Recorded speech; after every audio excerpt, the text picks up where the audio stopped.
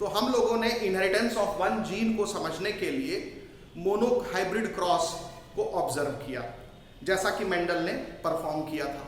अब ये जो मोनोहाइब्रिड क्रॉस होता है, एक बार फिर से आपको बता दें क्या होता है।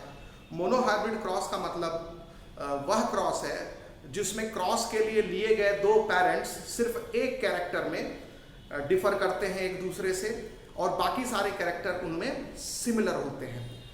तो फॉर एग्जाम्पल जैसे कि अगर हम एक टॉल पी प्लांट का क्रॉस एक ड्वार्फ पी प्लांट से कराते हैं तो इसमें सिर्फ लेंथ नामक कैरेक्टर का डिफरेंस है, लंबाई का सिर्फ अंतर है। एक पेरेंट जो है वो टॉल है और दूसरा पेरेंट क्या है, ड्वार्फ है। बाकी सारे कैरेक्टर्स जो है वो सेम है।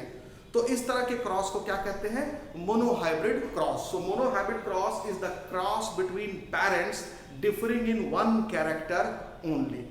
और इसी मोनोहाइब्रिड क्रॉस में आपने देखा कि डोमिनेंट ट्रेट क्या होता है, रिसेसिव ट्रेट क्या होता है। ठीक है, जैसे टॉलनेस एक डोमिनेंट ट्रेट है और ड्वार्फनेस क्या है, रिसेसिव ट्रेट है। और टॉलनेस के लिए रिस्पॉन्सिबल एलील को डोमिनेंट एलील कहेंगे कैपिटल टी, और ड्वार्फनेस के लिए रिस्पॉन्सिबल एलील को स्मॉल टी एलील कहेंगे। ठीक है, तो dominant allele, recessive allele, dominant trait, recessive trait, monohybrid cross, ये सारी चीजें आपको बताई जा चुकी हैं। तो आइए लिखते हैं मोनोहाइब्रिड क्रॉस क्या होता है। तो मोनोहाइब्रिड क्रॉस का जो डेफिनेशन है वो यही है कि it is cross between two parents, it is cross between two parents differing in one character only, differing in one character only, one character only। ठीक है, सिर्फ एक ही कैरेक्टर में डिफर करते हैं। और इनका जो F1 प्रोजेनी होता है वो सिर्फ एक आप कह सकते हैं कि वो हाइब्रिड होता है एक कैरेक्टर के लिए। तो the F1 progeny and the F1 progeny is the F1 progeny is hybrid for one character, one character, एक ही कैरेक्टर का अंतर होता है। ठीक है, हाइब्रिड होता है। तो मोनोहाइब्रिड क्रॉस क्या है, it is a cross between two parents differing in one character only. मतलब रेस्ट ऑफ द कैरेक्टर क्या होंगे, दो पेरेंट के बीच में सेम होंगे, और जो इनका F1 प्रोजेनी होगा, इनकी जो पीढ़ी होगी, पहली पीढ़ी होगी, वो एक कैरेक्टर के लिए हाइब्रिड होगी। मतलब एक कैरेक्टर के लिए उसमें जो एलीलिक पेयर होगा वो डिफरेंट होगा, मतलब एक डोमिनेंट एलील होगा, एक रिसेसिव एलील होगा। ठीक है, एक कैरेक्टर के लिए वो हेट्रोजाइगस होंगे, ऐसे भी कह सकते हैं। तो अब जैसे मोनोहाइब्रिड क्रॉस का एग्जांपल हम देखें कि ये जो पेरेंट होंगे, एक पेरेंट टॉल ले लिया, दूसरा पेरेंट हमने ड्वार्फ ले लिया। ठीक है, टॉल एंड ड्वार्फ। और जैसा कि हमने बताया था कि मोनोहाइब्रिड क्रॉस को शो करने के लिए प्योर होना चाहिए पेरेंट अपने अपने कैरेक्टर के लिए। तो ये कैपिटल टी है, और ये क्या हो गया, ड्वार्फ, स्मॉल टी हो गया, इसका जीनोटाइप। ठीक है, और जब F1 जनरेशन इसका बनता है तो वो प्लांट जो है वो टॉल तो होगा, लेकिन उसका जो जीनोटाइप होगा वो कैपिटल टी, स्मॉल टी, यानी वो हेट्रोजाइगस होगा। तो ये हो गया F1 प्रोजेनी। तो यदि इस तरह का क्रॉस आपको दिख रहा है तो आप इसको मोनोहाइब्रिड क्रॉस कंसीडर करेंगे। यानी जो दो पेरेंट हैं, ठीक है ना, ये जो पेरेंट है, सपोज करो ये पेरेंट है, ये भी पेरेंट है, तो ये जो पेरेंट है इसमें सिर्फ लेंथ का डिफरेंस है, बाकी सारे कैरेक्टर्स, यदि मटर का पौधा है तो बाकी सारे कैरेक्टर्स लेंथ को छोड़ करके क्या होंगे, इन दोनों में सेम होंगे। इन दोनों में फ्लावर का कलर सेम होगा, इन दोनों में फ्लावर की पोजीशन सेम होगी, इन दोनों में पॉड का शेप सेम होगा, इन दोनों में पॉड का कलर सेम होगा। ठीक है, इन दोनों में सीड का शेप सेम होगा, इन दोनों में सीड का कलर क्या होगा, सेम होगा। तो ऐसे ही सारे कैरेक्टर्स जब दो पेरेंट में सेम हो, सिर्फ एक को छोड़ करके, ठीक है ना, तो इस और इनके बीच में जब क्रॉस होगा तो इसको बोलेंगे मोनोहाइब्रिड क्रॉस। और इस वजह से जो प्रोजेनी बनेगी उसमें बाकी सारे कैरेक्टर के लिए जो एलीलिक पेयर होंगे वो सेम होंगे, लेकिन सिर्फ जिस कैरेक्टर में डिफरेंस था, लेंथ का डिफरेंस था, उसके लिए इसमें जो जीनोटाइप होगा, यानी जो एलीलिक पेयर होगा, जो एलील का कॉम्बिनेशन होगा जीनोटाइप में, वो डिफरेंट होगा। ठीक है, तो गया monohybrid cross.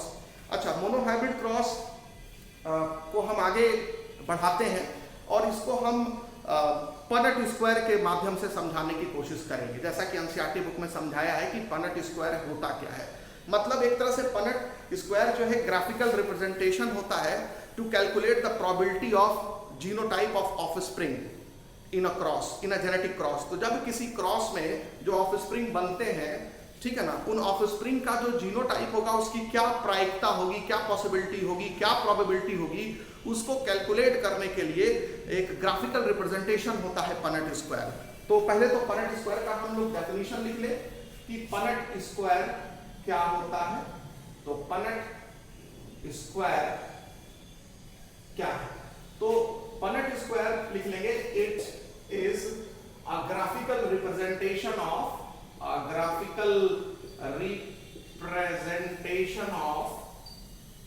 graphical representation to calculate, ऐसे लिख लेंगे, graphical representation to calculate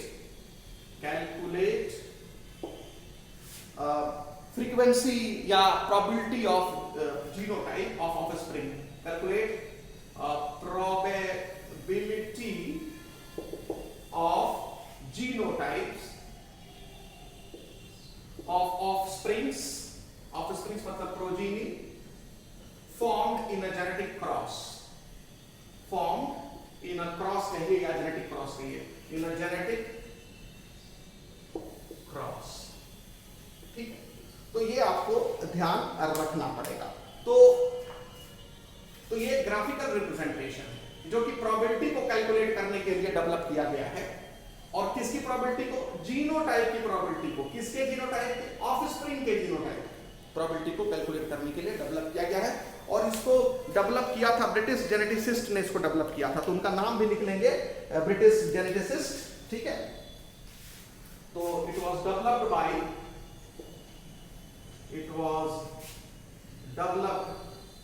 by British geneticist.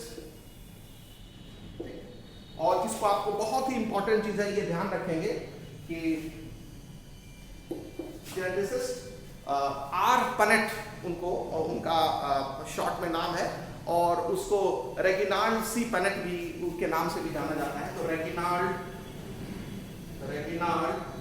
C Punnett के नाम से जाना जाता है। तो इसीलिए उनके ऑनर में इस स्क्वायर को पनट, क्योंकि इसका शेप जो होता है वो स्क्वायर शेप होता है, स्क्वायर शेप की आकृति होती है, उसमें कई चैम्बर्स होते हैं और कई बॉक्सेस होते हैं, स्क्वायरिश बॉक्सेस होते हैं, और उसके अंदर जीनोटाइप लिखा जाता है। वो भी हम समझाएंगे आपको।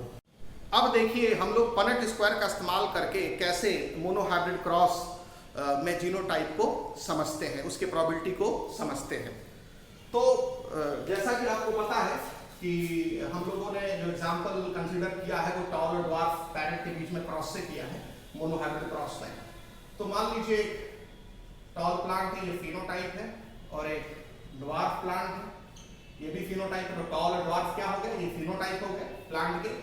और ये प्योर टॉल प्लांट है, तो जाहिर सी बात है तो इसका जो जीनोटाइप होगा कैपिटल टी होगा।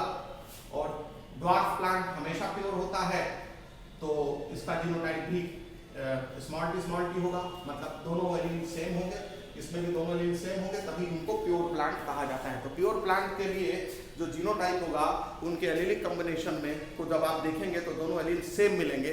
तो इस तरीके से टॉल प्लांट में ये दोनों कैपिटल टी होगा, ड्वार्फ प्लांट में ये दोनों स्मॉल टी होगा, ठीक है।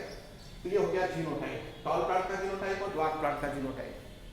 अच्छा, पैरेंट में एलील्स जो होते हैं वो पेयर में पाए जाते हैं, पहले भी आपको बता चुके हैं। लेकिन जब इनके बीच में क्रॉस होता है तो ये गैमीट बनाएंगे। तो गैमीट हैप्लॉइड होते हैं। अगर पैरेंट डिप्लॉइड होते हैं तो गैमीट क्या होते हैं? हैप्लॉइड। क्योंकि गैमीट बनने में मियोसिस डिवीजन होता है, मियोसिस होता है। तो मियोसिस जब होता है तो क्रोमोसोम नंबर हाफ हो जाता है।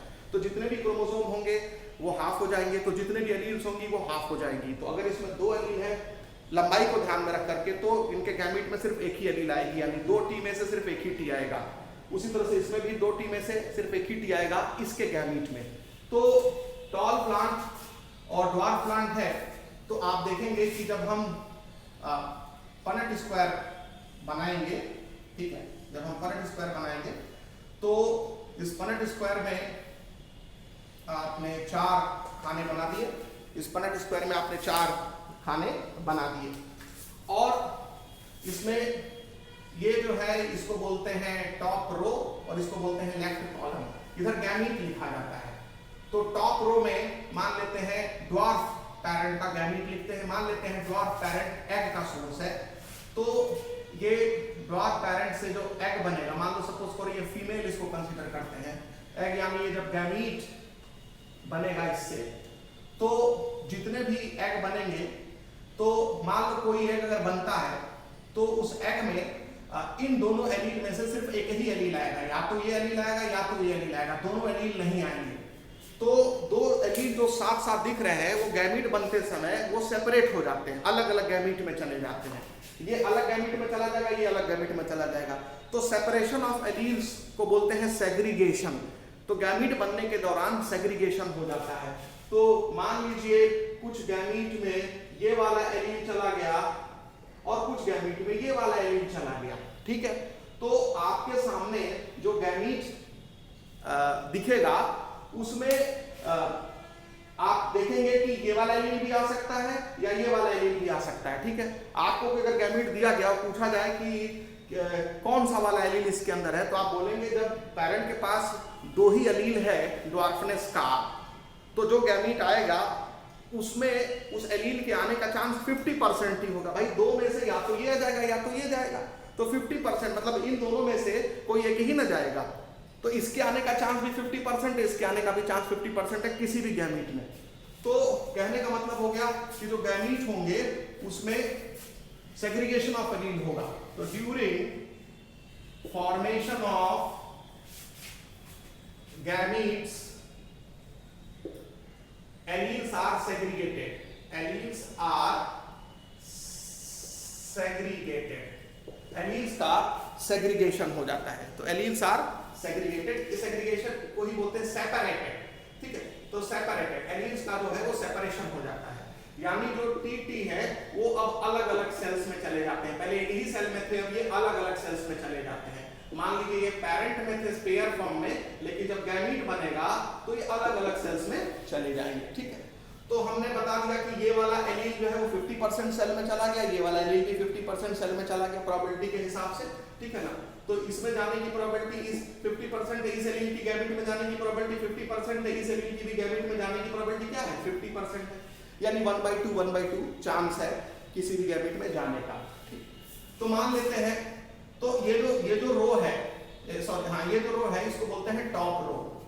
तो ये हो गया टॉप रो, और इसको बोलते हैं लेफ्ट साइड में है तो ये है राइट साइड, ये है लेफ्ट साइड, तो इसको बोलते हैं लेफ्ट कॉलम, इसको बोलते हैं लेफ्ट कॉलम। जो एनसीईआरटी बुक में लिखा है वही मैं समझा रहा हूं, ठीक है।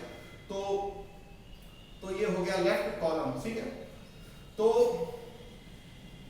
लेफ्ट कॉलम हो गया और टॉप रो हो गया। तो टॉप रो पर हम गैमीट दिखाते हैं। तो मान लेते हैं जो ड्वार्फ पेरेंट है वो एग बना रहा है, और एग बना रहा है मतलब गैमीट बना रहा है, और गैमीट बनाने के दौरान क्या होता है, मियोसिस होता है, और मियोसिस की वजह से जो एलील होते हैं उनका सेग्रीगेशन होता है, और ये जो 2 एलील सेग्रीगेट करते हैं इसी वजह से एक गैमीट में एक ही 2 में से एक ही एलील आता है। तो ये हमने 2 गैमीट दिखा दिए, 2 तरह के गैमीट दिखा दिए। एक तरह के गैमीट में एक एलील होगा और दूसरे तरह के गैमीट में दूसरा एलील होगा, ठीक है। तो आप देखें कि एक पेरेंट के गैमीट को टॉप रो में लिखा जाता है और दूसरे पेरेंट के गैमीट को लेफ्ट कॉलम में लिखा जाता है। तो जैसे हमने ड्वार्फ पेरेंट के जो गैमीट होंगे उनको हम टॉप रो में लिखेंगे, और ड्वार्फ पेरेंट जो गैमीट बना रहा है, मान लेते हैं वो एग बना रहा है, यानी फीमेल गैमीट है, तो वो टॉप रो में लिखा। और जो टॉल पेरेंट है वो मेल पेरेंट है, मतलब it is source of pollen grain, तो उसके अंदर मेल गैमीट होगा, तो इसको हम लेफ्ट कॉलम में लिखेंगे।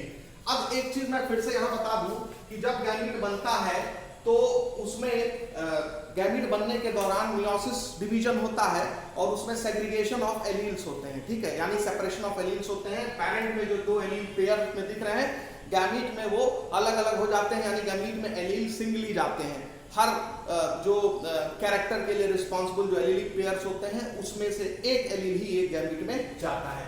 यानी अगर पेरेंट डिप्लॉयड होगा तो गैमीट क्या होगा, हैप्लॉयड होगा, ठीक है। तो इसीलिए जो गैमीट में एलील्स भी सिंगली आते हैं, 2 के बजाय। अच्छा, हमने यहाँ 50% लिखा है, 50% लिखा है, इसका क्या मतलब है?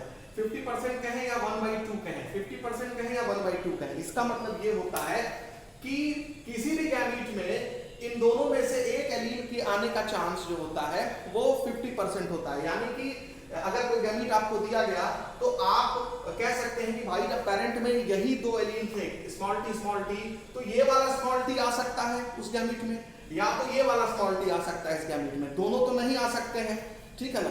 तो इसलिए इन दोनों एलील के में से कोई एक एलील के जाने का चांस गैमीट में 50% होता है या हाफ चांस होता है। अब देखिए, तो या तो हम ऐसे कहें कि 50% गैमीट ऐसे गैमीट बनेंगे जिसमें ये वाला स्मॉल टी एलील जाएगा, और 50% गैमीट ऐसे बनेंगे जिसमें ये वाला स्मॉल टी जाएगा। यानी टोटल गैमीट्स में से आधे गैमीट ऐसे होंगे जिसमें ये वाला स्मॉल टी एलील होगा, और आधे गैमीट ऐसे होंगे जिसमें ये वाला स्मॉल टी होगा, ठीक है। तो इसी को 1/2 प्रोबेबिलिटी से जाना माना जाएगा किसी एलील का, या 50% प्रोबेबिलिटी से जाना माना जाएगा किसी एलील का, ठीक है। तो जैसे आपने स्मॉल टी जो एलीलिक पेयर था, गैमीट बनाते समय दोनों स्मॉल टी एलील को अलग अलग कर दिया, यानी कि हर गैमीट एलील के लिए प्योर होता है। हर गैमीट क्या होता है, एलील के लिए प्योर होता है। मान लेते हैं यहाँ तो दोनों एलील सेम है, लेकिन अगर एक एलील कैपिटल टी होता, एक एलील स्मॉल टी होता, तो पेरेंट तो प्योर नहीं होता ना, पेरेंट में तो कैपिटल टी स्मॉल टी दोनों एलील मौजूद है। लेकिन जब सेपरेशन होता तो गैमीट में स्मॉल टी जाता या कैपिटल टी जाता, दोनों एलील कभी नहीं जाते। तो अगर डिसिमिलर एलील्स हैं और अगर ये सेग्रीगेशन होता, सेपरेशन होता, तो गैमीट में सिर्फ एक ही तरह का एलील आता, दोनों एलील तो नहीं जाते। तो कई बार इसको कहा जाता कि गैमीट एलील के लिए प्योर होते हैं, ठीक है। और ये जो सेग्रीगेशन हो रहा है, यानी जो सेपरेशन हो रहा है, ये मियोसिस के दौरान हो रहा है, गैमीट बनने के दौरान हो रहा है। और मियोसिस में 2 होता है पार्ट, मियोसिस फर्स्ट और मियोसिस सेकंड। याद करिए, जो मियोसिस फर्स्ट होता है उसमें prophase first, metaphase first, anaphase first. तो एनाफेज फर्स्ट में ही जो होमोलॉगस क्रोमोसोम्स होते हैं इक्वेटर पर, और वो होमोलॉगस क्रोमोसोम पेयर होता है इक्वेटर पर, क्योंकि क्रोमोसोम पेयर में जाते हैं। तो पेयर के जो दोनों होमोलॉगस क्रोमोसोम होते हैं वो अपोजिट पोल की तरफ मूव करते हैं, एक पोल की तरफ, एक दूसरे पोल की तरफ, और उनके ऊपर जो एलील्स होते हैं वो भी सेपरेट होकर के अपोजिट पोल पर चले जाते हैं। तो ये जो 2 एलील सेपरेट हो रहे हैं, ये एनाफेज फर्स्ट में अपने अपने क्रोमोसोम के अलग अपोजिट पोल पर मूव होने की वजह से सेपरेट हो रहे हैं। तो ये जो सेपरेशन हो रहा है, ये सेपरेशन कब हो रहा है, ड्यूरिंग एनाफेज फर्स्ट हो रहा है। तो ड्यूरिंग एनाफेज फर्स्ट ये भी पूछा जाता है, तो ड्यूरिंग एनाफेज फर्स्ट, ठीक है। सेग्रीगेशन ऑफ एलील, तो ये सवाल पूछेगा कि सेपरेशन या सेग्रीगेशन ऑफ जो एलीलिक पेयर है वो किस फेज में होता है, एनाफेज फर्स्ट में। इसी को बोलते हैं Mendelian segregation occurs during anaphase first, ठीक है। एनाफेज फर्स्ट में मेंडेलियन सेग्रीगेशन होता है, सेपरेशन ऑफ एलील होता है जब होमोलॉगस पेयर अपोजिट पोल्स पर, होमोलॉगस पेयर के जो 2 क्रोमोसोम होते हैं, हर होमोलॉगस पेयर में 2 क्रोमोसोम होते हैं, वो अपोजिट पोल पर जब जाते हैं तो उनके ऊपर जो एलील मौजूद है टी, तो एक टी एक पोल पर, दूसरा टी दूसरे पोल पर, यानी अलग अलग सेल में वो चले जाते हैं। तो ये आपको ध्यान रखना है। तो ऐसे ही टॉल पेरेंट के अंदर जो 2 एलील है, जब ये गैमीट बनाएगा तो सेम ये वही फेनोमेनन दिखाएगा जो ड्वार्फ पेरेंट ने दिखाया है। तो यहाँ भी आप देखेंगे कि जो ये मेल गैमीट बनाएगा पॉलन ग्रेन के अंदर, मेल गैमीट इन पॉलन ग्रेन, तो इसमें भी आप देखेंगे कि 2 तरह के गैमीट बनेंगे। इसमें 50% गैमीट में कैपिटल टी एलील आएगा ये वाला, और 50% गैमीट में ये वाला कैपिटल टी आएगा। और इन दोनों तरह के गैमीट्स के लिए हम लोग लेफ्ट कॉलम जो है वो चुनते हैं। तो एक पेरेंट के गैमीट को लेफ्ट कॉलम में लिखा जाता है और दूसरे पेरेंट के गैमीट को टॉप रो में लिखा जाता है, ठीक है। और दूसरा पेरेंट को अगर फीमेल मान ले और एक पेरेंट को आप क्या मान ले, मेल मान ले, ठीक है। अब इसके बाद पनेट स्क्वायर में आप जीनोटाइप लिखेंगे, और आपको मालूम है कि ये जो 2 तरह के गैमीट बन रहे हैं, 2 तरह के गैमीट इसलिए बन रहे हैं क्योंकि एक में एक तरह का कैपिटल टी एलील आया है, दूसरे में दूसरे तरह वाला कैपिटल टी एलील आया है, ठीक है। तो इन दोनों के ही जो प्रोबेबिलिटी होगी वो भी 50-50% होगी। तो मान लीजिए कैपिटल टी अगर आप लिखते हैं कैपिटल टी पेरेंट है, तो इसके जो गैमीट होंगे उसमें 50% में ये वाला कैपिटल टी एलील जाएगा और 50% में ये वाला कैपिटल टी एलील जाएगा, जैसे आपने यहाँ बनाया। तो 50% प्रोबेबिलिटी इस गैमीट के बनने की होगी, 50% प्रोबेबिलिटी इस गैमीट के बनने की होगी, या इसी को आप हाफ हाफ कह सकते हैं, 1/2 कह सकते हैं, ठीक है। तो ये हो गया। तो आप यहां देखेंगे कि जब और गैमीट बनने के बाद गैमीट का फ्यूजन होता है, फर्टिलाइजेशन होता है, तो आप देखेंगे इसके जितने भी गैमीट है, इसके जितने भी गैमीट है, ये सब आपस में क्या होंगे, फ्यूज होंगे। तो जब गैमीट का फ्यूजन होगा तो ये वाला गैमीट इस वाले गैमीट से भी फ्यूज करेगा, तो जो जीनोटाइप होगा capital T small T, F1 progeny जो बनेगी उसका जीनोटाइप बताया। उसी तरह से ये वाला गैमीट इस वाले गैमीट से फ्यूज करेगा, तो ये genotype capital T small T होगा। उसी तरह से ये वाला गैमीट इस वाले गैमीट से फ्यूज करेगा, तो ये भी कैपिटल टी स्मॉल टी होगा। ये वाला गैमीट इस वाले गैमीट से फ्यूज करेगा, तो कैपिटल टी स्मॉल टी होगा। तो इस तरह से जो F1 प्रोजीनी जो आएगी, F1 प्रोजीनी जो आएगी, वो देखेंगे कि उन सभी F1 प्रोजीनी में जो एलिलिक पेयर होंगे वो डिफरेंट होंगे, ठीक है। यानी कि इसमें इसकी जो जीनोटाइप है, इसमें कैपिटल टी एक पेरेंट से आ रहा है और स्मॉल टी दूसरे पेरेंट से आ रहा है। इसमें भी कैपिटल टी एक पेरेंट से आ रहा है, स्मॉल टी दूसरे पेरेंट से आ रहा है। इसमें भी कैपिटल टी एक पेरेंट से आ रहा है, स्मॉल टी दूसरे पेरेंट से आ रहा है। इसमें भी कैपिटल टी एक पेरेंट से आ रहा है, स्मॉल टी दूसरे पेरेंट से आ रहा है। तो गैमीट बनते समय क्रोमोसोम नंबर हाफ हो जाता है, 2n से n हो जाता है, और जब दो गैमीट आपस में फ्यूज करते हैं तो n से फिर 2n बन जाता है, ठीक है ना। तो जब दो गैमीट आपस में फ्यूज करते हैं n, तो ये दोनों मिल करके क्या हो जाते हैं, 2n हो जाते हैं। तो यदि एक गैमीट में कैपिटल टी एलील है और दूसरे गैमीट में स्मॉल टी एलील है, तो दोनों मिल करके जो प्रोजीनी बनेगी capital T small T genotype वाली बनेगी। तो ये चीज आपको ध्यान रखना पड़ेगा, ठीक है। ये F1 जनरेशन हो गया। अब यहाँ पर ये आपको ध्यान रखना पड़ेगा, ये आपको यहाँ ध्यान रखना पड़ेगा कि जितने भी प्लांट आप इसमें देख रहे हैं वो सारे के सारे क्या हैं, ये सारे के सारे टॉल हैं, ये फिनोटाइप हो गया। और इन सबका जब आप जीनोटाइप देखेंगे तो कैपिटल टी, तो इनका जो जीनोटाइप होगा वो कैपिटल टी स्मॉल टी होगा। और 100% यहाँ पर टॉल प्लांट होंगे और 100% हाइब्रिड होंगे। तो टॉल हाइब्रिड ये हो गया F1 प्रोजीनी, ठीक है। और हाइब्रिड को ही हेटेरोजाइगस बोलते हैं, ठीक है। तो हाइब्रिड कहिए या हेटेरोजाइगस कहिए, हेटेरोजाइगस, क्योंकि यहाँ दोनों एलीलिक, एक एलीलिक पेयर में दोनों एलील क्या है, डिफरेंट। देखिए जब सेल्फ पॉलिनेशन किया जाएगा F2 जनरेशन लाने के लिए F1 प्रोजीनी के बीच में, तो F2 जनरेशन बनेगा। तो उसमें देखिए क्या आपको जीनोटाइप का रेशियो मिलेगा, ठीक है। प्रोबेबिलिटी क्या मिलेगी, ये तो पहले भी हम लोग समझ चुके हैं, लेकिन पॉनेट स्क्वायर के माध्यम से समझने की कोशिश कर रहे हैं हम। खासकर जीनोटाइपिक रेशियो यहाँ समझने की कोशिश कर रहे हैं। तो यहाँ तो जीनोटाइपिक रेशियो क्या है, 100% जीनोटाइप सेम है, कोई दूसरा जीनोटाइप नहीं दिए, सारे जीनोटाइप एक जैसे हैं। तो यहाँ जीनोटाइपिक रेशियो कोई होगा ही नहीं, कोई दूसरा और जीनोटाइप दूसरे तरह का मिलता तब ना रेशियो की बात करते। तो यहाँ तो सारे जीनोटाइप क्या है, सेम है। अब इसके बाद क्या करेंगे, सेल्फिंग करेंगे, यानी जब आप सेल्फिंग ऑफ F1 प्रोजीनी करेंगे, तो जब आप सेल्फिंग ऑफ F1 प्रोजीनी करेंगे, यहाँ सेल्फिंग का मतलब सेल्फ पॉलिनेशन से है। तो सेल्फ पॉलिनेशन का मतलब आपको मालूम है कि जब पॉलन ग्रेन जिसके अंदर मेल गैमीट है और एग दोनों का सोर्स एक ही प्लांट होता है, तो उसी को सेल्फ पॉलिनेशन कहा जाता है। तो यहाँ पर दो प्लांट नहीं दिखाएंगे, जैसे कि एनसीईआरटी बुक ने दो सेल्फिंग के लिए दो प्लांट लिया है, एक प्लांट इधर रखा है, एक प्लांट इधर रखा है और बीच में क्रॉस किया है। तो ऐसे लगता है कि दो प्लांट जब आप ले लेंगे तो फिर सेल्फ पॉलिनेशन शब्द का कैसे इस्तेमाल करेंगे। तो अपने टेक्स्ट में आपने सेल्फ पॉलिनेशन लिखा हुआ है एनसीईआरटी बुक ने, और चित्र में दो अलग अलग प्लांट। तो जब भी प्लांट बदल जाता है तो उसको सेल्फ पॉलिनेशन कैसे कहेंगे, उसको क्या कहना पड़ेगा, क्रॉस पॉलिनेशन। तो टेक्निकली चित्र जो है वो गलत बनाया है और जो लिखा है वो सही लिखा है। तो सेल्फ पॉलिनेशन में प्लांट एक ही रहेगा, हाँ उसमें क्या होगा कि एक फ्लावर से पॉलन ग्रेन निकलेगा और उसी फ्लावर के स्टिग्मा पर गिर जाएगा, उसी के एग को फर्टिलाइज कर देगा। या तो ऐसा भी हो सकता है कि एक प्लांट के एक फ्लावर से पॉलन ग्रेन निकला और उसी प्लांट के दूसरे फ्लावर के स्टिग्मा पर गिर गया, ऐसा भी हो सकता है। लेकिन मटर का पौधा बाइसेक्सुअल होता है, तो सेल्फ पॉलिनेशन का मतलब होगा कि एक ही फ्लावर इसमें इन्वॉल्व होगा, उसी का पॉलन ग्रेन उसी के स्टिग्मा पर गिर जाएगा, ठीक है। ये कराने की कोशिश की जाती है, मेंडल ने ऐसे ही किया था। तो सेल्फिंग का मतलब होता है सेल्फ पॉलिनेशन, ना कि क्रॉस पॉलिनेशन। तो जब सेल्फिंग कराएंगे तो जो पेरेंट है वो कैपिटल टी स्मॉल टी है, ठीक है। तो जब सेल्फिंग कराएंगे तो इसी में दो तरह के गैमीट बनेंगे भाई, एग इसमें भी बनेगा और इसमें भी मेल गैमीट बनेंगे, मेल गैमीट बनेंगे, ठीक है, उसी प्लांट में, ठीक है। तो ये हो गया पेरेंट।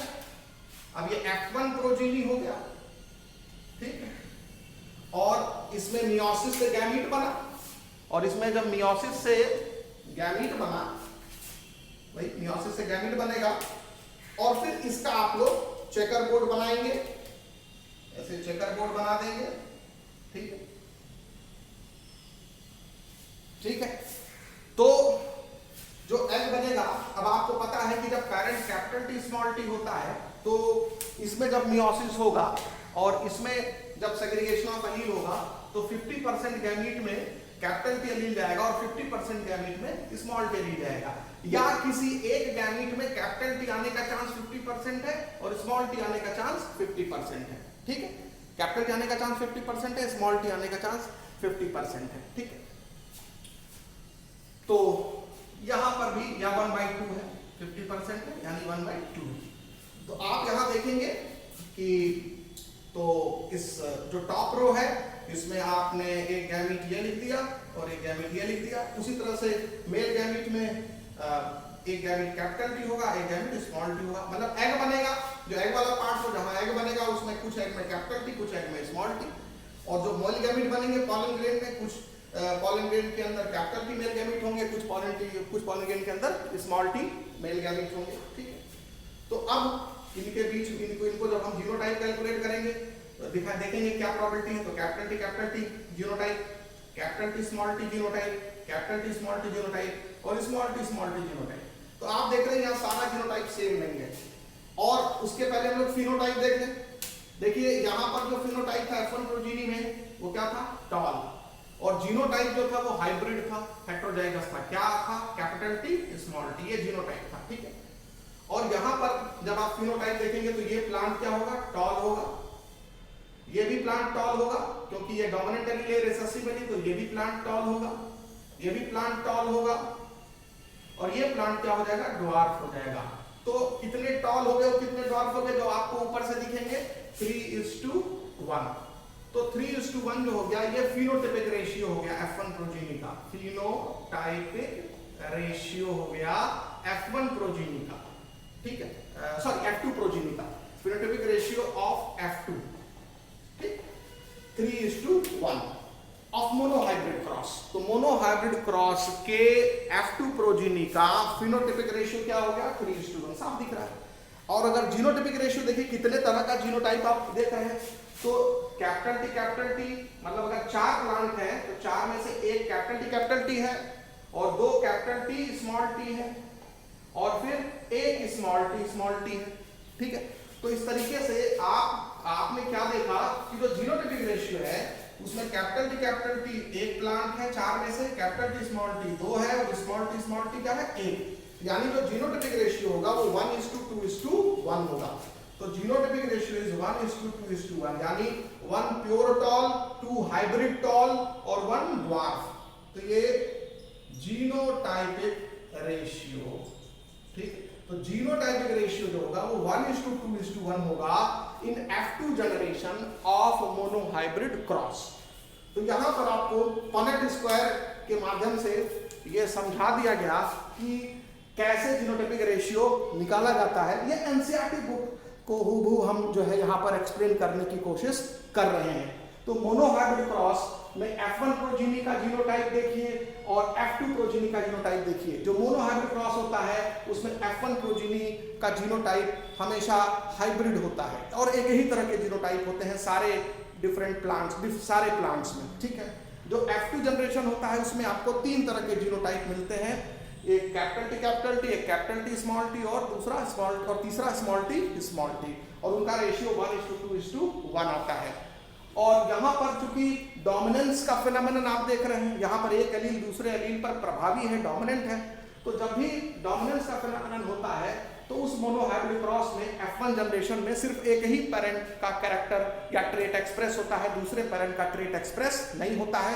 जैसे एक पेरेंट टॉल है, दूसरा ड्वार्फ है, तो F1 प्रोजीनी जो होगी वो केवल इन दोनों में से एक ही के कैरेक्टर को एक्सप्रेस करेगी, तो ये टॉल है।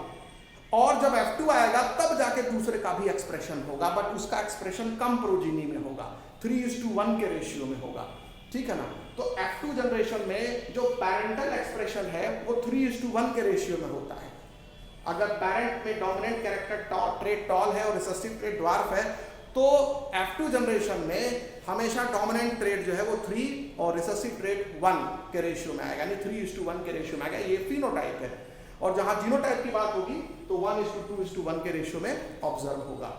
तो आपको ये चीज समझ में आ जाना चाहिए कि कैसे पनेट स्क्वायर का इस्तेमाल करते हैं, ठीक है, जीनोटाइप की प्रोबेबिलिटी को निकालने के लिए। और दूसरा कि जो गैमीट बनता है, तो जो दो एलील पैरेंट में आपको साथ दिखते हैं, वो गैमीट बनने के दौरान सेग्रीगेट होते हैं, सेपरेट होते हैं।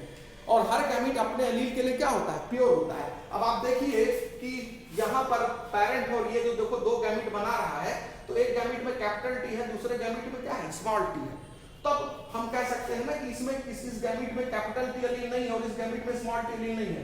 गैमीट अपने एलील के लिए प्योर है, लेकिन पेरेंट जो है वो प्योर नहीं है, इसमें तो कैपिटल टी भी है, स्मॉल टी है। तो gamete are always pure for a character और ट्रेट। तो गैमीट्स जो होते हैं, gametes are always pure. Pure कहने का मतलब है कैरेक्टर या ट्रेट से संबंधित एलील को लेने के मामले में, ठीक है। हम यहां देखेंगे कि जो जीनोटाइपिक रेशियो आया है F2 जनरेशन में, वो मैथमेटिक्स में एक बायनोमियल एक्सप्रेशन का एक फॉर्म है। आइए समझते हैं कैसे। देखिए, जो मोनोहाइब्रिड क्रॉस जब हम लोगों ने कराया, तो उसमें जो F2 जीनोटाइपिक रेशियो जो आया, वो क्या आया था, मतलब 4 में से एक प्लांट जो था वो कैपिटल टी था, 4 में से 2 प्लांट जो थे capital T small T genotype वाले थे, और 4 में से एक प्लांट जो था वो स्मॉल टी जीनोटाइप वाला था। मतलब ये जीनोटाइप था कैपिटल, ये जो प्रोबेबिलिटी थी कैपिटल टी, ये प्रोबेबिलिटी थी कैपिटल टी स्मॉल टी, और ये प्रोबेबिलिटी थी स्मॉल टी जीनोटाइप की। तो इसी को हम लोग लिखते हैं 1:2:1, ठीक है। तो ये आपने निकाला पनेट स्क्वायर का इस्तेमाल करके। तो ये पनेट स्क्वायर का इस्तेमाल करके आपको ये जीनोटाइप मिला। अब ये जो रेशियो आया है, ये एक तरह से it is a form of binomial expression of the formula a + b का होल स्क्वायर, जिसको आप कहते हैं, वो आप ध्यान रखेंगे। तो ये बायनोमियल एक्सप्रेशन है, ठीक है। तो ax + by का होल स्क्वायर का, ठीक है ना, ये एक तरह से बायनोमियल एक्सप्रेशन है। तो it is a binomial expression, it is a form of binomial expression in mathematics, in maths, ठीक है। और ये जो है एक तरह से, इसको अगर हम फॉर्मलाइज करें तो इसको हम ax + by का होल स्क्वायर के रूप में इसको हम फॉर्मलाइज कर सकते हैं, ठीक है। और इसमें एक चीज ध्यान रखना है कि यहां पर जो x और y है, ये गैमीट को बता रहा है। x is capital T allele and y is small t allele, और a जो है वो उनकी प्रोबेबिलिटी है, कितने प्रोबेबिलिटी के साथ वो, अब कितनी प्रोबेबिलिटी लेकर के वो आते हैं। तो ये 1/2 प्रोबेबिलिटी लेकर के आता है अपने पेरेंट से, और ये y भी, स्मॉल t एलील भी, वो कितनी प्रोबेबिलिटी लेकर के आता है, 1/2 प्रोबेबिलिटी लेकर के आता है। जैसे आप देखें, अगर पेरेंट में capital T small T genotype है, तो जब ये गैमीट बनाएगा तो आधे गैमीट ऐसे होंगे ना जिसमें कैपिटल टी एलील जाएगा, और आधे गैमीट ऐसे होंगे जिसमें स्मॉल टी एलील जाएगा, ठीक है। आधा मतलब 50%, ठीक है, आधा मतलब 50%। या हम ऐसे कहें कि कोई भी गैमीट जो इस पैरेंट का बना है, कोई भी गैमीट, मान लो इस पैरेंट से कोई गैमीट बना, तो आपसे पूछे कि उसमें कैपिटल टी एलील आने का क्या प्रोबेबिलिटी है, तो बोलोगे 50% या 1/2। स्मॉल टी एलील आने का क्या प्रोबेबिलिटी है, तो बोलोगे 1/2 या 50%। तो वही कहने का मतलब है। तो कोई भी एलील जो गैमीट में आ रहा है वो किस प्रोबेबिलिटी को लेकर के आ रहा है, 1/2 चांस के साथ आ रहा है। एक सिक्का उछालिएगा और जमीन पर गिरेगा तो हेड्स आएगा या टेल्स आएगा। तो हेड्स आने की प्रोबेबिलिटी क्या होगी, 50%, 1/2। टेल्स आने की प्रोबेबिलिटी क्या होगी, 50%, 1/2। तो वही चीज कहने का मतलब है। तो इस इक्वेशन में जो एनसीईआरटी बुक में लिखा है ax + by का होल स्क्वायर, तो यहां पर x और y जो है वो इवेंट है। इवेंट मतलब कैपिटल टी एलील का आना और स्मॉल टी एलील का आना, और a और b जो है वो प्रोबेबिलिटीज हैं, मतलब फ्रीक्वेंसीज हैं। कितने फ्रीक्वेंसी के साथ, कितने चांस के साथ आ रहा है, तो प्रोबेबिलिटी, फ्रीक्वेंसी, चांस सब एक ही चीज है। तो वो 1/2 प्रोबेबिलिटी के साथ आ रहा है, ये भी 1/2 प्रोबेबिलिटी के साथ आ रहा है। तो आपको ये ध्यान रखना पड़ेगा, ठीक है। तो इसको हम, इस इक्वेशन को अब हम कैपिटल टी स्मॉल टी के फॉर्म में अगर लिखना चाहें तो a हो गया 1/2 और x क्या है, वो कैपिटल टी है, तो t 1/2 t हो गया, प्लस b क्या हो गया 1/2 और y क्या हो गया स्मॉल t का होल स्क्वायर। तो 1/2 t plus 1/2 small t, t मतलब कैपिटल टी और क्या है स्मॉल t का होल स्क्वायर को जब आप एक्सपेंड करेंगे तो वो यही आएगा, ठीक है ना। कैसे आएगा देख लीजिए। तो अब इसको आप लिखना चाहेंगे तो कैसे लिखेंगे, तो इसको 2 बार मल्टीप्लाई करेंगे, 1/2 का capital T plus 1/2 small t, ये एक ब्रैकेट में मल्टीप्लाइड बाय, स्क्वायर का मतलब इसको 2 बार मल्टीप्लाई करना है, तो मल्टीप्लाइड बाय 1/2 का capital T plus 1/2 small t, ठीक है। तो अब आप एक बार इसको इससे मल्टीप्लाई करिए, इसको इससे मल्टीप्लाई करिए, फिर इसको इससे मल्टीप्लाई करिए, फिर इसको इससे मल्टीप्लाई करिए, तो आप देखेंगे कि आपके सामने एक बड़ा एक्सप्रेशन आ जाएगा, ठीक है। तो ये जब मल्टीप्लाई करेंगे तो आपके सामने, अब देखो, तो 1/2, तो 1/2 से 1/2 जब मल्टीप्लाई होगा तो क्या हो जाएगा 1/4, और t से t जब होगा तो tt हो गया, क्लियर हो गया। उसी तरह से इस 1/2 t का इससे होगा मल्टीप्लिकेशन, तो प्लस 1/2 t इंटू 1/2, तो ये हो जाएगा 1/4 कैपिटल T स्मॉल t, हो गया कि नहीं हो गया इसके साथ, ठीक। तो आपने जब एक बार इसको और इसको मल्टीप्लाई किया तो ये बना, और आपने जब इसको और इसको मल्टीप्लाई किया तो ये बना, ठीक है।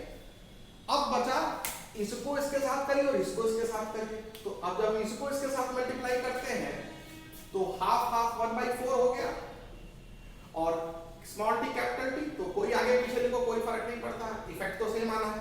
और इसी तरह एक बार इसको इसके साथ मल्टीप्लाई कर दीजिए, तो 1/4 स्मॉल टी हो गया। तो आप देखेंगे कि जब आपने एक बार इसको मल्टीप्लाई किया दोनों को तो ये आया, और आपने जब इसको और इसको मल्टीप्लाई किया तो ये आया, ठीक। अब आप देखिए क्या आ रहा है, तो अब आप देखेंगे तो 1/4 कैपिटल टी और 1/4 capital T small t, 1/4 capital T small t, half 1 quarter जोड़ेंगे तो हाफ हो जाएगा, प्लस 1/2 क्या हो जाएगा capital T small t plus 1/4 small t। तो यही तो रेशियो आया कि जो कैपिटल T था 1/4 है, तो कैपिटल T स्मॉल t था वो, इसको जब आप डिवाइड करेंगे तो ये 1 हो गया, ये 2 हो गया, तो ये 1/2 हो गया, और ये स्मॉल t है ये 1/4 हो गया, 1/4 हो गया। तो आपको ये समझ में आ गया कि हमने जो जीनोटाइपिक रेशियो लाया 1:2:1 वो वास्तव में इस फॉर्मूले का बाइनोमियल एक्सपेंशन है। क्या है ये, इसी को हमने एक्सपेंड कर दिया है। तो binomial expansion of which formula, ax + by का होल स्क्वायर। तो ये इसका मतलब कि जो मेंडल में जो जीनोटाइप की जो प्रोबेबिलिटी निकालते हैं पनेट स्क्वायर के माध्यम से, वो वास्तव में बाइनोमियल एक्सप्रेशन है मैथमेटिक्स का। यहाँ पर एक चीज आप क्लियर समझ लीजिए कि जब हम जीनोटाइप की प्रोबेबिलिटी निकालना चाहते हैं तो उसमें हम लोग बाइनोमियल एक्सपेंशन के मदद से या मतलब मैथमेटिकल प्रोबेबिलिटीज का इस्तेमाल करके हम जीनोटाइप का पता कर सकते हैं कि कितने प्लांट में कितने प्लांट किस जीनोटाइप के हैं, ठीक है। और जब हमको किसी डोमिनेंट ट्रेट वाले फिनोटाइप को देख करके जीनोटाइप बताना होगा तो हम देख के नहीं बता पाएंगे। डोमिनेंट ट्रेट वाले फिनोटाइप मतलब एक टॉल प्लांट आपको आपके सामने आ गया और पूछा जाए इसका जीनोटाइप क्या होगा, तो उसका जीनोटाइप दो तरह का हो सकता है, कैपिटल टी स्मॉल टी। लेकिन आप प्लांट को देख के तो नहीं बता सकते ना। एक टॉल प्लांट आपके हाथ में दिया जाए तो हम बोलेंगे ना कि हमारे हाथ में एक डोमिनेंट ट्रेट वाला फिनोटाइप है। Tall is a dominant trait और टॉल इज अ फिनोटाइप। तो आपके हाथ में डोमिनेंट ट्रेट वाला फिनोटाइप है एक, और पूछा जाए इसका जीनोटाइप क्या है, देख के बताओ, तो आप नहीं बता सकते कि कैपिटल टी स्मॉल टी है इसका जीनोटाइप कि कैपिटल टी है। लेकिन एक रिसेसिव ट्रेट वाला प्लांट आपके हाथ में दे दिया जाए, रिसेसिव ट्रेट फिनोटाइप वाला प्लांट आपके हाथ में दे दिया जाए, जैसे ड्वार्फ प्लांट, तो फिक्स है कि ड्वार्फ प्लांट तभी ड्वार्फ होगा जब उसका जीनोटाइप स्मॉल टी होगा, दोनों एलील रिसेसिव होंगे। तो जब दोनों एलील रिसेसिव होंगे तो वो कंफर्म है कि वो प्लांट रिसेसिव ट्रेट वाला ही होगा। तो जब भी कोई रिसेसिव ट्रेट वाला फिनोटाइप आपके हाथ में दिया जाएगा तो आप उसके जीनोटाइप को बिना जांचे परखे आप बता देंगे कि साहब इसमें जो है जीनोटाइप दोनों रिसेसिव एलील है, ठीक है। तो इसका मतलब हो गया कि आपको कोई डोमिनेंट ट्रेट फिनोटाइप है अगर आपके पास, तो उसका जो जीनोटाइप होगा वो क्या होगा ये आप देख के नहीं बता सकते, ये आप देख के नहीं बता सकते, ध्यान रखिएगा, ठीक है। लेकिन जब कोई जैसे फॉर एग्जांपल एक प्लांट टॉल है तो इसका जीनोटाइप क्या होगा आप कंफ्यूज होंगे, श्योर नहीं है, ठीक, क्योंकि इसका जीनोटाइप में दो ऑप्शंस होंगे, ठीक है। और ये जो दो ऑप्शंस होंगे वो कैपिटल टी होगा, कैपिटल टी स्मॉल टी, या तो वो हाइब्रिड होगा या तो क्या होगा वो प्योर होगा। लेकिन आपने हाथ में पकड़ लिया उस प्लांट को तो आपको थोड़ी ना पता चलेगा कि इसको हाइब्रिड बोले कि प्योर बोले, क्योंकि जब तक जीनोटाइप आपको नहीं पता होगा तो हाइब्रिड और प्योर नहीं बोल सकते। फिनोटाइप तो दोनों तरह में क्या आता है, सेम आता है। तो वो कैसे हम पता करेंगे, ये चीज अब एनसीईआरटी बुक ने जिक्र किया है। हाँ, जो रिसेसिव ट्रेट फिनोटाइप होता है, कोई भी रिसेसिव ट्रेट फिनोटाइप होता है, जैसे कोई रिसेसिव ट्रेट आपके पास है, सपोज फॉर एक ड्वार्फ प्लांट है, ठीक है। तो ड्वार्फ प्लांट जब आपके हाथ में देंगे तो आप तो बता दोगे ना इसका जीनोटाइप हमको पता है बिना किसी तौर तरीके से, स्मॉल टी, इसके अलावा कुछ हो ही नहीं सकता जीनोटाइप, मतलब दोनों ही एलील आपको रिसेसिव बोल देने। तो एक रिसेसिव ट्रेट फिनोटाइप का जीनोटाइप बताना देख करके ही संभव है, लेकिन एक डोमिनेंट ट्रेट फिनोटाइप का जीनोटाइप आप सिर्फ देख करके नहीं बता पाएंगे, क्योंकि दोनों ही केस में जो अपीयरेंस होगा वो सेम होगा, दोनों ही में ये भी प्लांट टॉल है ये भी प्लांट टॉल है, तो कौन वाला टॉल आपके हाथ में है। तो इसके लिए आपको टेस्ट क्रॉस करना पड़ेगा। क्या करना पड़ेगा, टेस्ट क्रॉस। तो ये आपको ध्यान रखना है कि टेस्ट क्रॉस के लिए आपको ये चीज करना पड़ेगा। मान लीजिए आपके पास एक प्लांट है और उस प्लांट को, ठीक है, आपके पास डोमिनेंट फिनोटाइप वाला प्लांट आपको दिया है, मान लेते हैं डोमिनेंट फिनोटाइप, और डोमिनेंट फिनोटाइप में मान लेते हैं फ्लावर कलर यहां कंसीडर किया गया है, फ्लावर कलर कंसीडर किया गया, और वॉयलेट फ्लावर वाला पी प्लांट आपको दिया गया है, वॉयलेट कलर वाला पी प्लांट आपको दिया गया है। तो अब आप क्या करेंगे, इसका क्रॉस रिसेसिव पेरेंट से कराएंगे। किससे कराएंगे, रिसेसिव पेरेंट से कराएंगे। और जब रिसेसिव पेरेंट से कराएंगे तब देखेंगे क्या आता है। और दूसरा, इसका क्रॉस जो है वो दोनों ही केस में आपको पता चल जाएगा कि ये किसका जीनोटाइप क्या है। तो अब यहां चेकर बोर्ड बनाते हैं, यहां भी चेकर बोर्ड बनाते हैं, ठीक है, क्लियर हो गया। और यहां पर हम, और रिसेसिव ट्रेट हमेशा क्या होता है, होमोजाइगस होता है। रिसेसिव हमेशा क्या होते हैं, होमोजाइगस जीनोटाइप वाले होते हैं। दोनों एलील जब से हो तो होमोजाइगस बोलेंगे कि नहीं बोलेंगे, ठीक है। तो यहां पर रिसेसिव ट्रेट फिनोटाइप इसी का जो रिसेसिव ट्रेट फिनोटाइप है उससे क्रॉस कराते हैं, यानी व्हाइट फ्लावर वाले प्लांट से, व्हाइट फ्लावर वाले प्लांट से क्रॉस कराते हैं इस वायलेट फ्लावर वाले प्लांट का। तो अब आपको पता है कि यहाँ पर रिसेसिव पेरेंट हो तो इसको गैमेट मान लेते हैं W, यहाँ पर गैमेट क्या मान लेते हैं, W मान लेते हैं। तो ये स्मॉल w आ गया, तो ये दो तरह के गैमेट बनाएगा, स्मॉल w, ठीक है, गैमेट इसके बन गए। ये पेरेंट का जीनोटाइप हो गया और ये इसके गैमेट हो गए, ठीक। उसी अब ये आप मान लीजिए डोमिनेंट फिनोटाइप। अब इसमें दो प्रोबेबिलिटी होगी, या तो होमोजाइगस होगा या तो हेटेरोजाइगस होगा। तो एक बार होमोजाइगस मान के देख लें, एक बार हेटेरोजाइगस मान के देख लें। तो हम इसको मान लेते हैं होमोजाइगस मान लेते हैं और फिर हेटेरोजाइगस मान लेते हैं। तो इसको हम कंसीडर कर लेते हैं कि साहब ये होमोजाइगस है, तो एक गैमेट ये बनेगा, कैपिटल W है, ये स्मॉल w। तो ये दो तरह के गैमेट बनाएगा। ये तो वायलेट कलर के फ्लावर प्लांट का जीनोटाइप कंसीडर कर लिया, ये दो तरह के गैमेट बनाया। अब देखो तो यहाँ पर क्या होगा, WW, WW, WW और WW, यानी सारे प्लांट जो होंगे वो टॉल होंगे, ऑल टॉल प्लांट। और ये सारे टॉल प्लांट होंगे वो सारे हाइब्रिड होंगे, ठीक है, सारे हाइब्रिड होंगे। ये कैपिटल W है, स्मॉल w है। ये आपको क्लियर हो गया, ठीक। टॉल क्या है, सॉरी, सारे वायलेट फ्लावर और violet, all plants with violet flower, sorry, all plants with violet flowers, ठीक। और वो सारे हाइब्रिड होंगे, लेकिन सारे के सारे टॉल होंगे, सॉरी वायलेट फ्लावर वाले होंगे। उसी तरह से आप इसको हेटेरोजाइगस भी मान सकते हैं, एक कैपिटल W एक स्मॉल w वाला भी प्लांट हो सकता है, ठीक है।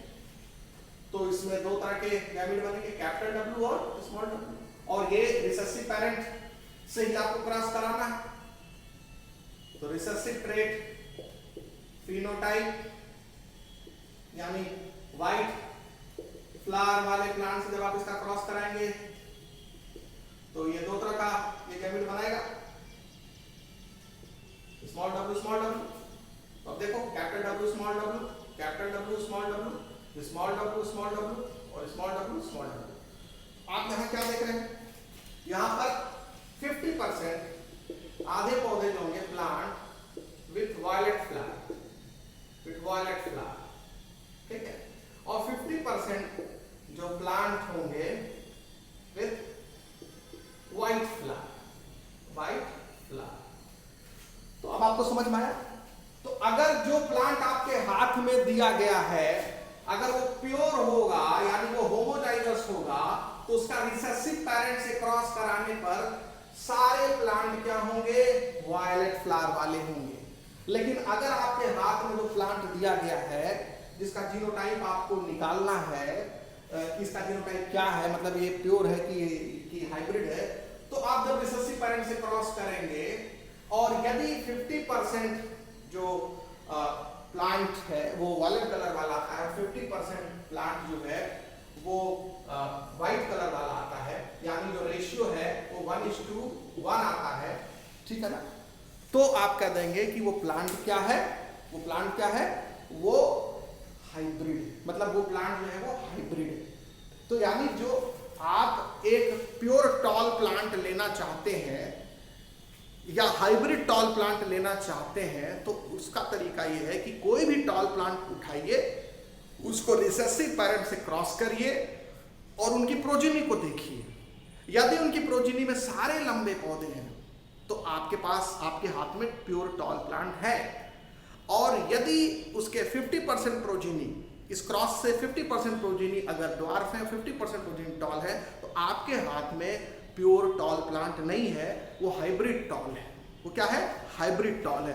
तो ये चीज आपको ध्यान रखना है कि जब आपको गिवन डोमिनेंट फिनोटाइप का जीनोटाइप अननोन होता है, ठीक है, तो उस केस में आपको इस डोमिनेंट फिनोटाइप ट्रेट वाले प्लांट को रिसेसिव ट्रेट वाले प्लांट के साथ क्रॉस करते, क्योंकि रिसेसिव ट्रेट वाले का जीनोटाइप तो आपको पता रहता है, दोनों ही एलील स्मॉल होंगे, होमोजाइगस रिसेसिव स्मॉल w या स्मॉल t होगा। और उनकी प्रोजीनी देख करके आप बता देंगे कि क्या होगा। तो सवाल आता है कि when F1 hybrid is crossed with recessive parent, किससे? रिसेसिव पैरेंट से। तो F1 हाइब्रिड है होगा अगर, तो रेशियो 1:1 आएगा।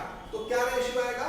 1:1 आएगा। तो टेस्ट क्रॉस रेशियो जो होता है वो मोनोहाइब्रिड क्रॉस में, मोनोहाइब्रिड क्रॉस के केस में जो टेस्ट क्रॉस रेशियो होगा वो 1:1 होगा। और test cross, what is test cross? Test cross is crossing, जो टेस्ट क्रॉस क्या होता है? Test cross is crossing F1 hybrid with recessive parent. और इसी से एक टर्म आता है बैक क्रॉस। बैक क्रॉस का मतलब होता है कि F1 हाइब्रिड को किसी भी पैरेंट से क्रॉस करा दो, डोमिनेंट पैरेंट से करा दो या रिसेसिव पैरेंट से करा दो। मतलब F1 हाइब्रिड का क्रॉस अगर capital T capital T dominant parent से कराते हो तो इसको बैक क्रॉस कहेंगे, या F1 हाइब्रिड का क्रॉस अगर रिसेसिव पैरेंट से कराते हो तो इसको भी बैक क्रॉस कहेंगे। लेकिन ये टेस्ट क्रॉस भी कहा जाएगा क्योंकि इससे टेस्टिंग हो जा रही है किसकी? कि जो F1 जनरेशन में प्लांट बना है वो सही में हाइब्रिड है कि कहीं प्योर हो, कहीं प्योर तो ना हो। तो कोई भी प्लांट यदि आपके हाथ में टॉल प्लांट दिया गया है या डोमिनेंट ट्रेट वाला प्लांट दिया गया है तो क्या वो स्ट्रेट के लिए प्योर है कि हाइब्रिड है, इसका पता लगाने के लिए आपको टेस्ट क्रॉस करना पड़ेगा। और टेस्ट क्रॉस करने के लिए उस प्लांट को रिसेसिव पैरेंट से क्रॉस कराएंगे और प्रोजीनी को देखेंगे। यदि 100% प्रोजीनी उस डोमिनेंट ट्रेट के साथ आ गई है तो जो प्लांट डोमिनेंट प्लांट ट्रेट वाला प्लांट आपके हाथ में है वो अपने कैरेक्टर के लिए प्योर है। और अगर वो हाइब्रिड होगा तो उसमें 50% प्रोजीनी रिसेसिव पैरेंट के साथ जब क्रॉस होगा उस डोमिनेंट ट्रेट वाले प्लांट की तो 50% प्रोजीनी डोमिनेंट ट्रेट वाली होगी, 50% प्रोजीनी रिसेसिव ट्रेट वाली होगी। तो F1 हाइब्रिड, तो पहले हाइब्रिड आपने लिख दिया, तो F1 हाइब्रिड का जब रिसेसिव पैरेंट से क्रॉस होगा तो 50% प्रोजीनी डोमिनेंट ट्रेट की होगी, 50% प्रोजीनी रिसेसिव ट्रेट की होगी। तो आपको दिख ही रहा है, ठीक है। तो 50% प्रोजीनी डोमिनेंट ट्रेट की और 50% प्रोजीनी रिसेसिव ट्रेट की। तो ये हो गया टेस्ट क्रॉस। तो दिस इज टेस्ट क्रॉस। और टेस्ट क्रॉस भी एक तरह का बैक क्रॉस है क्योंकि F1 जनरेशन का किसी भी पैरेंट जनरेशन से क्रॉस करने को बोलते हैं बैक क्रॉस। तो टेस्ट क्रॉस क्या है और बैक क्रॉस क्या है, फिर से सुन ले। बैक क्रॉस क्या होता है? क्रॉसिंग F1 प्रोजीनी या crossing F1 hybrid with either of the parent, चाहे डोमिनेंट प्योर डोमिनेंट से या रिसेसिव पैरेंट से क्रॉस करा दे। और टेस्ट क्रॉस क्या है? टेस्ट क्रॉस वो बैक क्रॉस है जिसमें F1 प्रोजीनी F1 हाइब्रिड का क्रॉस रिसेसिव पैरेंट से कराते हैं, जो कि यहां लिखा है, ठीक है। यानी ये चीज F1 हाइब्रिड, अगर टॉल वाला एग्जांपल ले तो स्मॉल टी स्मॉल, ठीक है। तो ये बैक क्रॉस भी हो गया, ये टेस्ट क्रॉस भी हो गया और इसको सिर्फ बैक क्रॉस कहेंगे।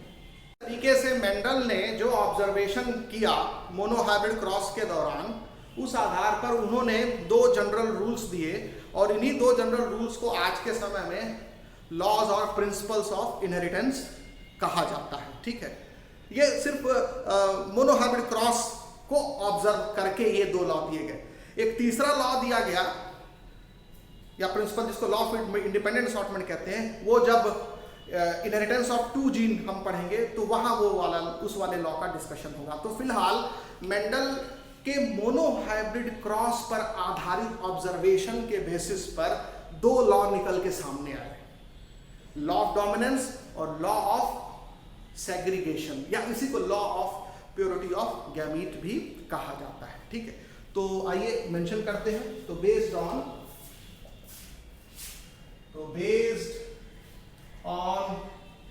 Observation of monohybrid cross Mendel proposed 2 general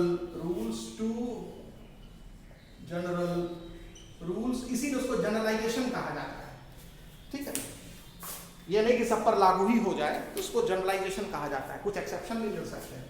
तो based on observation of monohybrid cross, Mendel proposed 2 general rules that are presently called principles or laws of inheritance, that are presently called law of dominance, ठीक, ये पहला है। और दूसरा law of segregation,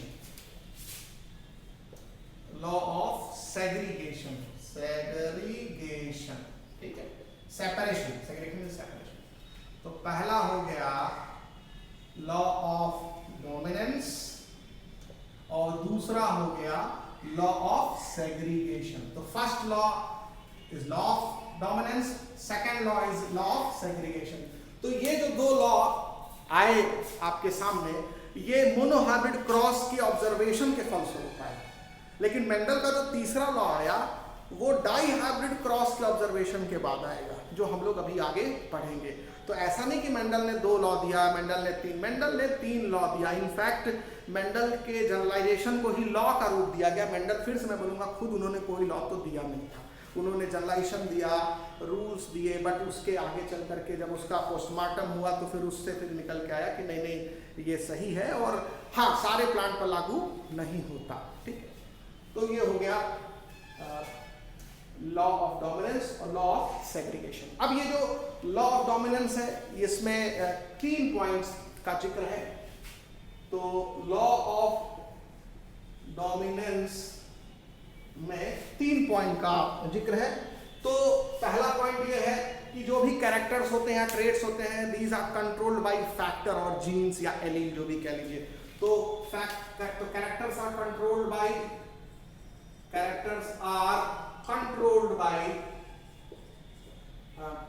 units called factors. Mendel ने उनको factors कहा था। इन्हीं फैक्टर को आगे चल करके हमने क्या कहा, जीन कहा। साइंटिस्ट ने, हमने नहीं कहा, साइंटिस्ट ने कहा। जीन टर्म किसने दिया था? जॉनसन ने दिया था, ठीक है ना। तो वो आगे हम लोग डिस्कशन करेंगे। तो ये हो गया। अच्छा, दूसरा जो होता है, अच्छा यहाँ पर जो यूनिट का जिक्र है उसको डिस्क्रीट यूनिट कहा गया। डिस्क्रीट मतलब एक दूसरे से सेपरेट। डिस्क्रीट मतलब ये नहीं कि जीन्स, एक जीन दूसरे पर डिपेंड करता है। हर जीन स्वतंत्र है अपने कैरेक्टर को एक्सप्रेस करने के लिए। हालांकि इसमें भी आगे चल के अपवाद मिलेंगे कि कई जीन्स मिल करके काम करते हैं, तो उनको तो आप, हाँ उनकी अपनी आइडेंटिटी डिस्क्रीट होती है। वो यूनिट होते हैं, मिल के काम करना अलग चीज है ना।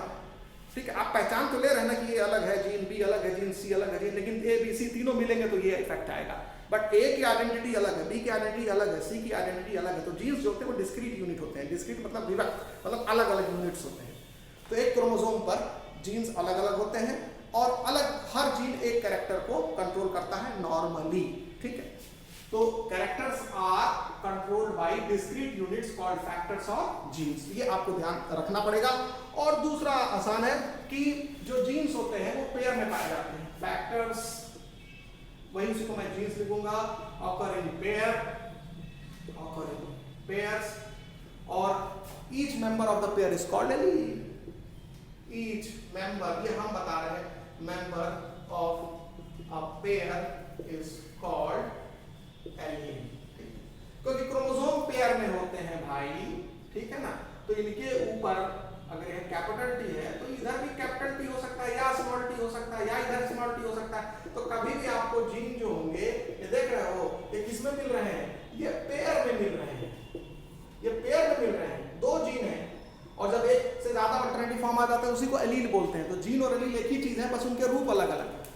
तो gene pair, gene pair, gene pair, या इसी को एलीलिक पेयर भी बोलते हैं। तो जीन पेयर बोलिए, एलीलिक पेयर बोलिए, सब एक ही चीज है। तो जीन सिंगली नहीं आते, जोड़े में आते हैं।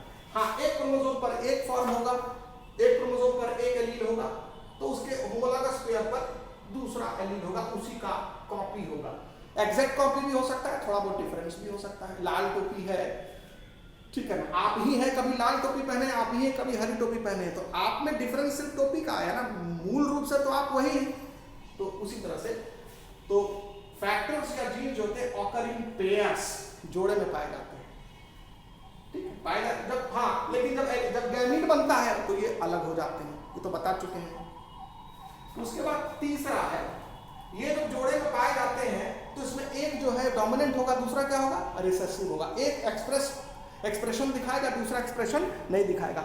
या अगर जीन पेयर में नहीं पाए जाते तो फिर डोमिनेंट और रिसेसिव वाली बात ही कहां से आती कि भैया 2 एलील साथ साथ पाए जाते हैं, उसी को और जीन पेयर कहा जाता है। उसमें से एक अपने आप को एक्सप्रेस करेगा, दूसरा एक्सप्रेस नहीं करेगा, अपने आप को दबा देगा, पहला वाला दूसरे को एक्सप्रेस होने से रोक देगा, तो उसको डोमिनेंस कहा जाता है। यही है लॉ ऑफ डोमिनेंस। जो तीसरा पॉइंट है वो बहुत इंपॉर्टेंट है। तो आप ये ध्यान रखेंगे, ठीक है। तो अगर ये डिसिमिलर पेयर हुआ, जैसे मान लीजिए ये वाला, ये हो गया सिमिलर पेयर, तो इसमें तो आप नहीं देखेंगे डोमिनेंस या रिसेसिव का रूल, लेकिन अगर ये डिसिमिलर पेयर हो गया, डिसिमिलर पेयर हो गया, ये ध्यान रखेंगे। तो अगर ये डिसिमिलर पेयर हो गया, ठीक है, तो ये चीज क्लियर रखिएगा। तो अगर ये डिसिमिलर पेयर हो गया तो उसमें एक मेंबर अपने आप को एक्सप्रेस करेगा, दूसरा मेंबर अपने आप को एक्सप्रेस नहीं करेगा। तो यहां में जगह नहीं है तो मैं यहां लिख देता हूं कि in case of dissimilar pair, in case of dissimilar pair, ठीक है, in case of dissimilar pair of jeans,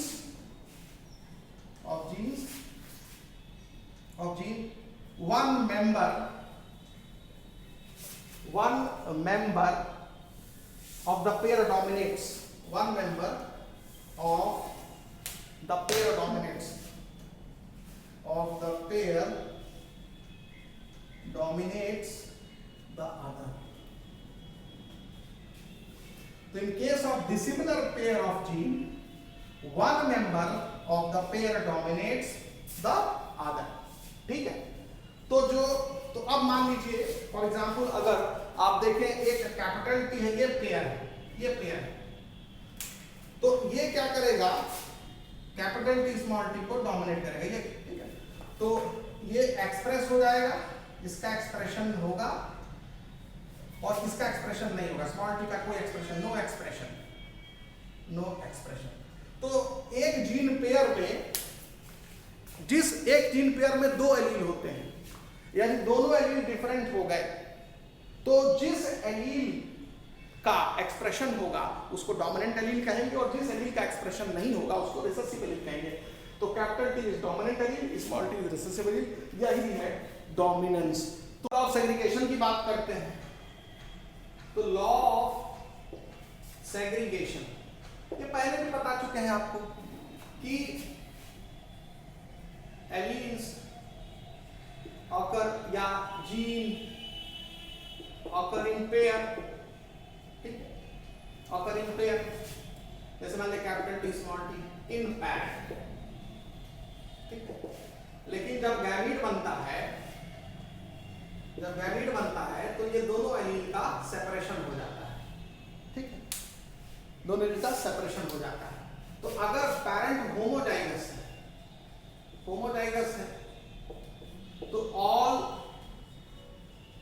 gametes are same alike, सारे गैमीट एक जैसे होंगे, ठीक, क्योंकि सभी में कैपिटल टी एलील होगा।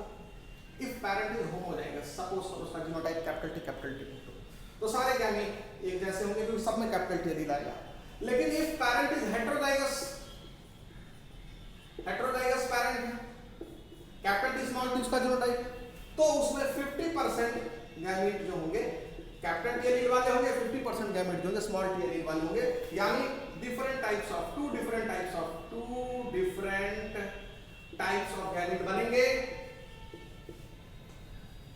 इन इक्वल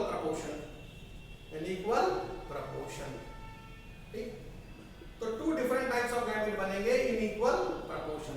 तो ये हो गया लॉ ऑफ सेग्रीगेशन में allele occurs in pair in parents, but when gamete is formed, the paired alleles, the member in a pair gets separated, gets segregated in during anaphase first of meiosis, ठीक है, पहले भी बता चुके हैं। तो homozygous parent होगा तो सारे गैमीट एक जैसे होंगे, हेटेरोजाइगस पैरेंट होगा तो इक्वल प्रोपोर्शन में दो तरह के गैमीट्स बनेंगे। तो ये हो गया लॉ ऑफ सेग्रीगेशन।